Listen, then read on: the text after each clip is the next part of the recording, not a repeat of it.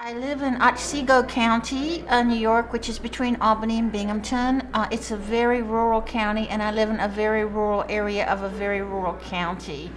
And I love it very much there, and I'm very concerned about what gas drilling is going to do on every level: environment, economy, social structure, to the area, not just the area in which I live, but all of New York State, because this is going to happen.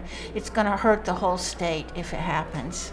Water, of course, is a major concern. If you lose your water, what do you have? That hurts your property value, it hurts your health, it can hurt your animals, a lot of things. Water is just a very vital life source.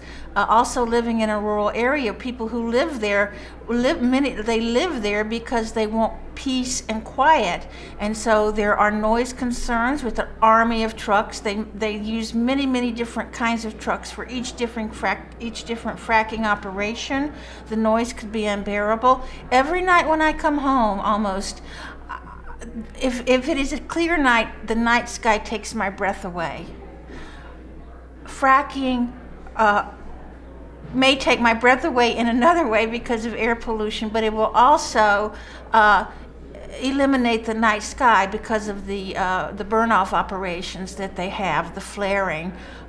So basically, it will ruin the quality of life that we have in upstate New York. I know that we're not economically, that we're maybe somewhat economically repressed, but I chose to live in a repressed area. I chose unemployment over moving. I chose low-paying jobs to stay there. I live in a one-room schoolhouse because that's what I can afford, and I love it. So I think it's a lifestyle worth fighting for and worth sacrificing for. I do have a background in an environmental organization. I used to be the executive director of the Otsego County Conservation Association, and then I was the assistant director, and I didn't have as much control over what went on toward fracking, and that was a little frustrating for me. And then my job was eliminated, which and it was a good thing in a way because that made me a free agent. So I've been an ad hoc organizer. I just called a meeting in my town of Butternuts last April. We had 50 people show up at a local restaurant.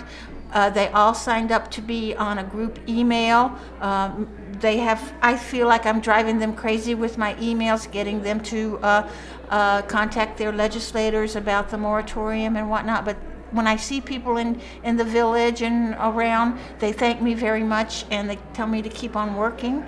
I held off a little bit getting fully involved in this because I knew that if I did, it would be all-consuming. But what really got me going was on April 15th, I went down to Dimmock with 3 other people to visit, to see what gas drilling was doing, and it changed my life. It changed my attitude. It scared me to death. I think before I was afraid of being alarmist and taking an alarmist attitude and giving out alarmist information about gas drilling and maybe exaggerating about its effects. But after I went down to Dimmock, I was alarmed. I thought there's no way you can exaggerate about this, and people have to know the effect that gas drilling will have on their personal lives if this happens. Well, I was so glad to see that this was happening because as I've gotten more active and been doing community organizing locally, I've thought, and I see all the websites and all the different groups out there, but I have been thinking almost since the beginning of my more personal involvement that we need statewide organization. We need statewide focus. This is not just something, some people are concerned, which I understand that, but some people are concerned about what it's going to do to them and their property, or what it's going to do to them and their town, or them and their area. I'm concerned about all of New York State. If it happens to one of us, it's going to happen statewide. This is something that is going to change the entire face of New York State. So we, as a state, have to be on the same page, have the same focus, have the same slogan, have the same message to give to Albany, that we will not tolerate this.